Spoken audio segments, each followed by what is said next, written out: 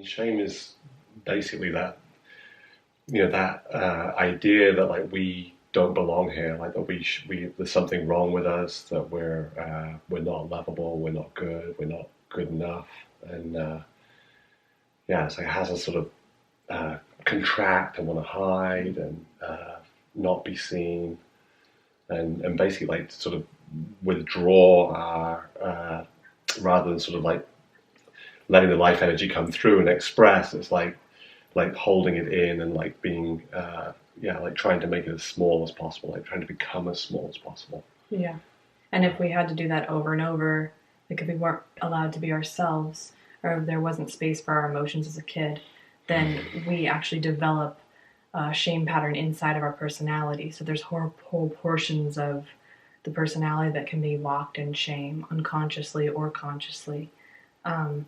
And the conditioning looks like, instead of telling someone that their action isn't the action to take, like, Johnny hits his buddy on the head, and it goes in as you're bad. It's you, not the action that you're taking. And that can be very confusing for kids in the language and the attitude that parents have when they're approaching things like that. Yeah, like you're being a bad boy or a bad girl. Right. Yeah. And I feel like the work that we do exploring with actually how it feels like alive in the moment unfolds that, and actually can move some of that shame and provide context for what's it like without shame. What's this particular situation where I felt this like without it? Yeah, and I think often it's difficult for people to even see the shame. Often there's shame around the shame. So it's like, so I shouldn't experience shame, so I'm going to hide that from myself. So it's like, and if it's like, oh, you're experiencing shame, often we go into shame, and there's just more shame shows up. Like, how do I get rid of the shame? What's wrong with me that I'm experiencing shame? Yeah. And then like that often stops us, like really knowing what's going on with us at all, because it's like it's so shameful to know, like whatever we're looking at it from the perspective of like, am I good? Am I bad? Is there something wrong with me? Right. I'm not what I'm supposed to be. Yeah. Yeah. And then it's, when we're coming from that perspective, like when that's the sort of inquiry that we're running, which is a shame inquiry, like, will they see the bad part, or am I going to see the bad part?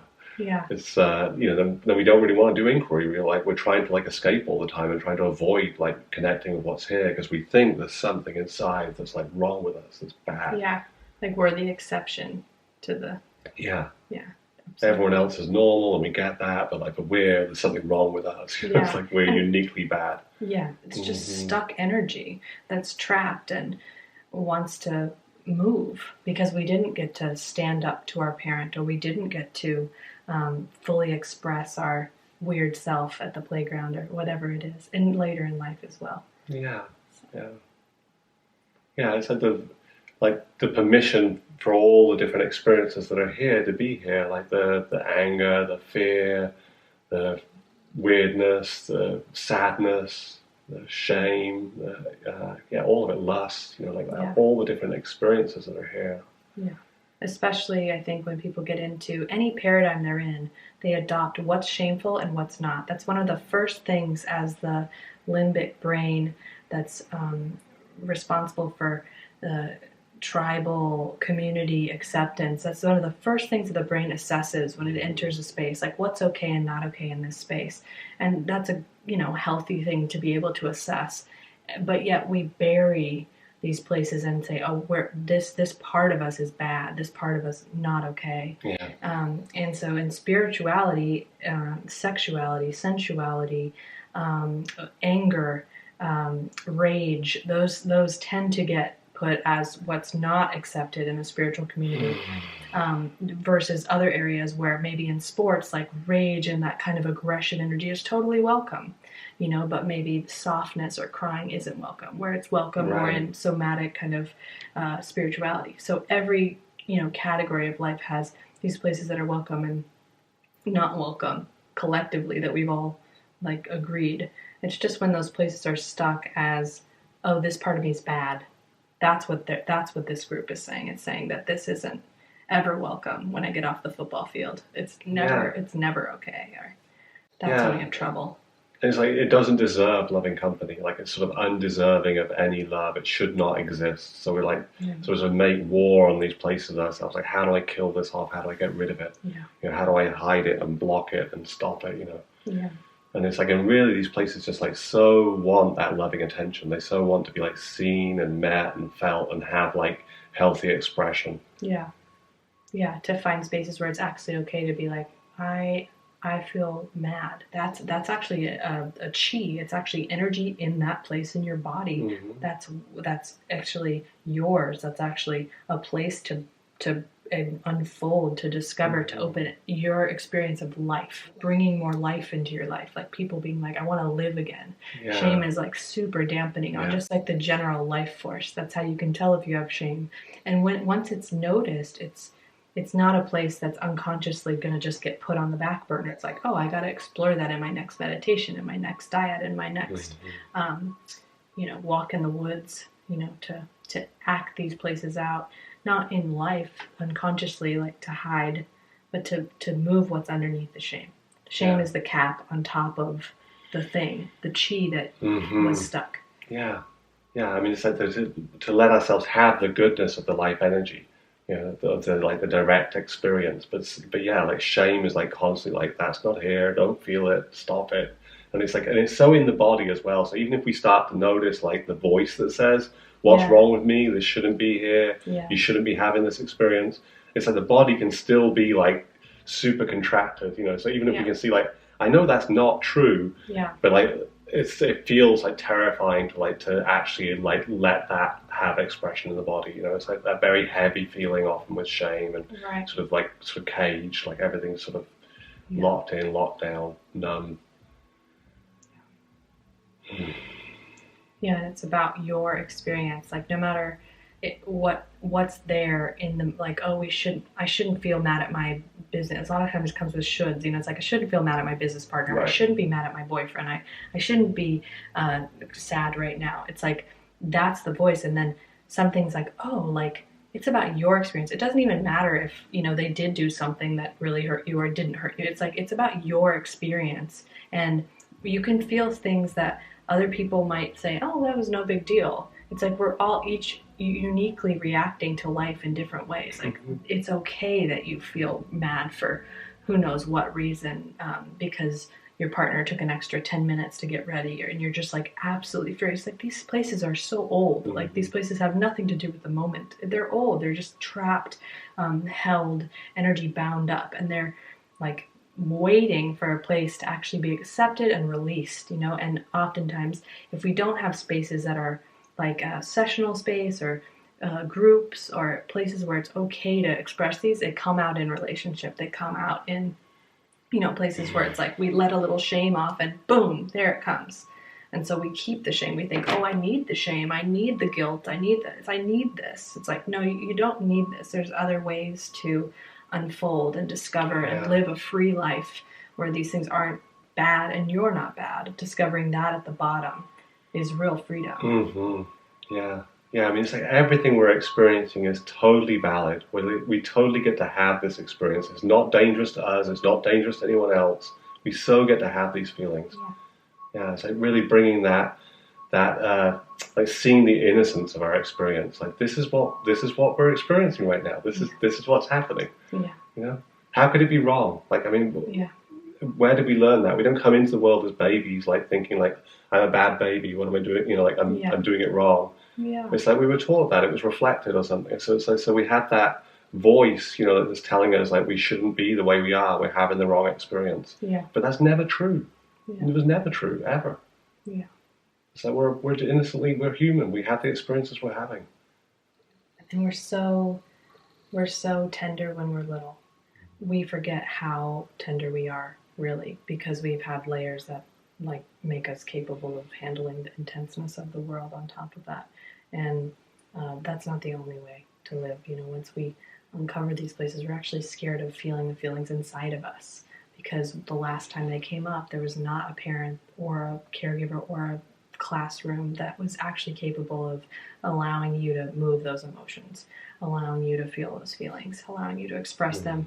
Just the body does what it does. It knows what it's doing. and we're just in the habit of suppressing and shaming, unbeknownst to a lot of ourselves. So these places, like, a baby's mad and they turn red.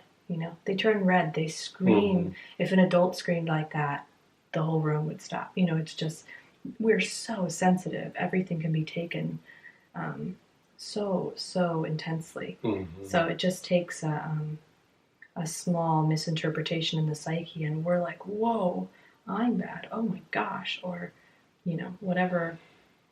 Someone else in the room having a really intense experience when you're little can be something that, because you don't have a separation as much when you're little of the people in the room and yourself, you can decide you're bad, mm-hmm. you're in trouble. It's like, oh, it was just your brother, and your parents like, oh, I'm one of those humans too. I'm in trouble too. I'm bad too. Yeah. I have that anger in me sometimes.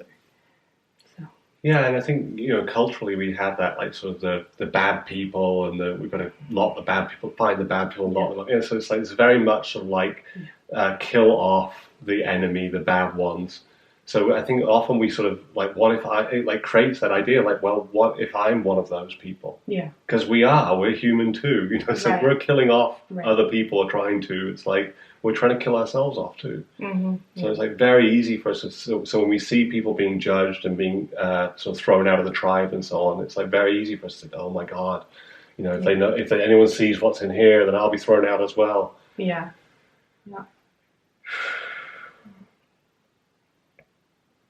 And I feel like the inspiration to discover these places needs really safe spaces. Needs like, oh, this is a different experience than the culture, than the classroom, than the family unit, than wherever we adopted some of these places. And we can create new spaces where these things are actually filled with gems. They're filled with, wow, like, I had all of that around me, and I actually, not only is this energy okay, but what's underneath it, like, oh wow, there's space for me. There's okay. It's okay to be big. It's okay to have opinions that are not the same as the people around. Like, it's okay to actually be this soul that I came in as. It's like, oh wow, what a wonderful, opportunity. It's like a discovery. What the spiritual path is about. And I think that's really what we're doing when we hold space for people and we have groups and so on. It's like mm-hmm. to really like create a space where it's like totally safe for people to have the experience they have. Yeah. That we can really be honest about what we're experiencing and really bring loving attention to these places. Yeah. And it's so nourishing when we're in a space like that where it's like, oh my God, like, no one's being thrown out here because they're having the wrong experience. Like, yes. Everyone gets to have the experience they're having, and it's welcomed. It's okay. Yes. It's like totally accepted. It's like this, like the question of like, am I allowed to have this experience is not even a question we ask. It's like that's a shame question. Yeah. Yeah. Like, even if people on a retreat are in conflict about something, let's say they're sharing some, clean up kitchen duty or something. It's like, and they had some sort of, it's like if somebody comes in front of the space and says, oh, like, I had this experience of, and I, about this person or what, it's like, we're not going to go find the bad one. Right. It's like that person's experience is valid, and we take it slow and discover, what is it in here? What is this? What is this? But nobody's bad. It's just, it's like, once you know that in yourself, you actually have freedom to love everything. It's like you see a criminal or criminal, and it's like, oh, like, they're not just a criminal, like, their actions of the past. It's like, they've made some bad choices, and what else are they? Or someone who's grumpy consistently. You actually can see their soul because you've met your own grump that you were ashamed of. Yeah, and really that's that. Willingness to see each other without this sort of the blaming, shaming. Somebody needs to die here. Like somebody doesn't belong. It's like it allows for genuine intimacy. We can actually like show up with each other and see what's going on. So like, what did happen there? And we share our experience and we're met with understanding. It's like it's like, but then we can allow it. We can really get each other. We can actually be like, oh, okay, like it's like I can feel you now. Yeah. And our brains are wired for blame. Like we've been taught like that's how you weed out someone that's not working in a tribe or whatever. So it's the honesty of like, yeah, like, wow, I really want to blame my partner for this. Holy cow! And can we be a little bit more? Can we inquire a little deeper and discover, yes, that's there. What's it filled with? What's the energy? How's it feel? Wow, it's like it wants to, admonish. It's like, oh, wow, what's in there? Can I move this energy without just being in front of my partner? Can I take this somewhere else, move all this energy, and then come back to the conversation where I've dealt with my own extra stuff around it and nobody's bad. And we can have a conversation of actually learning and discovery together and, communion rather than, what. And it's so quick often, when there's pain in a relationship, it's so quick to go to like, who's the bad one? Yeah. Yeah, totally. Who did it wrong? Yeah. Who's doing it wrong? Who's having the wrong experience? Yeah. And what a beautiful foundation for relating with friends, coworkers, family. Yeah. Yeah, we come out of that illusion that someone needs to be killed off. Yeah. The nervous system can finally relax. Yeah. It's like, oh.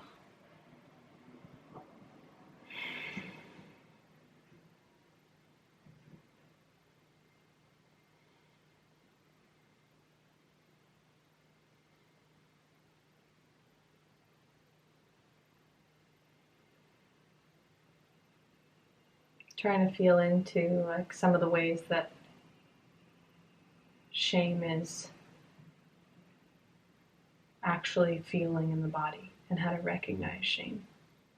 And one of the things that comes to mind is just how much it's often hidden with kind of a, well, it doesn't really matter, or kind of a cloudy spot, because shame is difficult to feel. It can feel intense, and so we have stuff on top of shame that says, it wasn't that big of a deal, they didn't mean it, da da da. And it's like, no, just to get slow with ourselves and have the willingness to be honest when there's feelings there. It's a good indication when it's like we're just habitually kind of like, there's something underneath that's like, I have feelings, they're valid. That can be a whole nother life for someone who's chronically codependent like that and trained to care for other people over their own needs and feelings, burning up that shame. Yeah. I think often people are trying to there's a sort of trying to stop the experience or get rid of it. Like that's often a sign of the shame sort of running the inquiry. Yeah, it's not real inquiry. Yeah, it's like we're like looking for like what's going on here that shouldn't be here, and then we're like trying to fix it.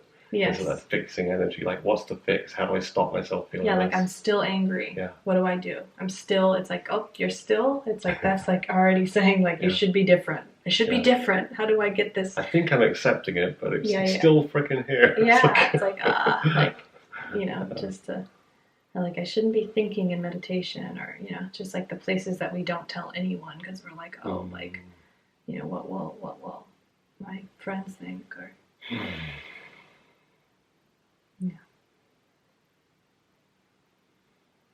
Yeah, it's so powerful when we notice that we're in that place of rejecting our experience, of making it wrong. Just like to bring that into consciousness is so powerful, because it's like then we have the opportunity of relating to these places in a different way. It's like, what if they're really innocent? What if there is no possibility of me having the wrong experience? Yeah. And to first explore, I mean, I always explore what's on top, right? The resistance is on top. So, write in your journal, like, for 10 minutes about how you shouldn't. And the longer you let that rip, like, the longer you're like, wow, that's an insane, like, it's like some very intense. Super harsh. Yeah. Super harsh, always, perfectionism, some of the perfectionism have tons of shame. Yeah. It's like, to find that feeling of wanting to hide, right, just for who you are, just existing. That's like a huge, huge piece. Yeah, like like I've got to be absolutely perfect in order to justify my existence. You know, Yeah. any blemish, any mistake, any misstep, it's like not allowed at all. Yeah. No, shut that down. Yeah. Yeah, and of course, when we believe that, it stops us living. You know, how are we going to show up if we're like not allowed to make mistakes? Or Yeah. Or should have been a different way. Like, oh, we don't have the stuff that our coworkers have. We didn't have the, we don't have the girlfriend. We don't have the family. We don't have. We're this age and we should have a kid. There's so many things that we should ourselves, and it's like, oh, there's a core fundamental belief that we're bad for who we are. Like and that's the thing that can be plucked out. And what happens is people are actually more able to live the life that they want to live because they've actually gone in tenderly towards the self-belief of they're bad, instead of, come on, you can, what are you doing? Get out there. You should make the deal. You should go in there. You should, go hit on that. What are you doing? Why are you so scared? It's like, oh, the tornado of self-harm and shame. yeah, it's just not necessary. And often it gets projected on the spiritual path as well. So people are like, what's wrong with me that I'm not having the experience that someone else is having? Or, I've been meditating for 20 years and I haven't seen the white light and the heavens open yet. Yeah. Or like people who can't feel their emotions, and they're in these groups and people are feeling their emotions. I can't feel my emotions. I can't feel my emotions. What's wrong with me? It's like, oh, even that. It's like, oh, let's start with the shame. Let's slow down and just start. What does that feel like? What does numb feel like? It's like it starts to be like, oh wow, it's okay to be numb. Whatever we're experiencing, it's okay totally to be welcome. numb. Okay, got it. That's step one. It's like we stepped in the room. We're welcome. Okay.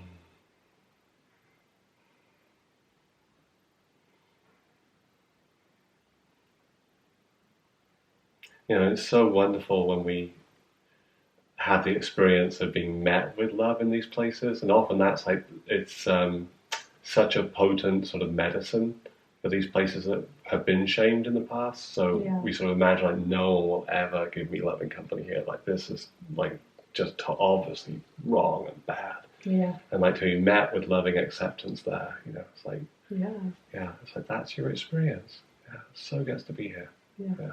And you can feel beings that you can feel beings that have worked through a lot of shame. It's like they're still perfectly imperfect all over the place.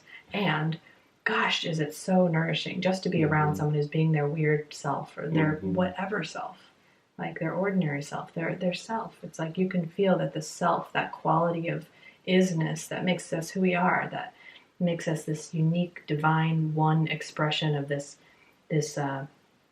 possibility coming out of space. It's like, wow, a life like this one. And gosh, it's contagious.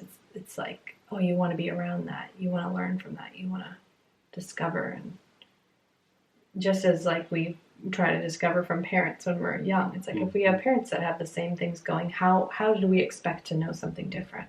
Just to be so gentle there. It's like, of course. It's like, of course. Yeah, it's like that, the freedom that comes when the shame relaxes a bit. It's like so beautiful, like when the life energy can express freely. Our life energy wants to be here. Amen. This energy feels so permissive too. Like when there's less shame, it's like I can feel the field is instead of no. It's like we project that that's the field. The field is filled with a yes for all of it. Yeah. It's like we are this field. We're naturally non-shaming. We're naturally yesing everything. We're naturally just loving it. So. Yeah, I mean, it's always been so surprising to me, like when there are these places that are just like you must never feel this. It's like when awareness touches it. Like awareness rather than shame, it's just like, oh my god, like it's okay. I mean, it's so shocking, how awareness is so gentle with our experience. Yeah, because it comes out of sleep. That's why it's called being awake. Yeah. It's like each place that we can come out of asleepness, come out of hiding. It's an opportunity for, oh, hello, Planet Earth, welcome life. Yeah.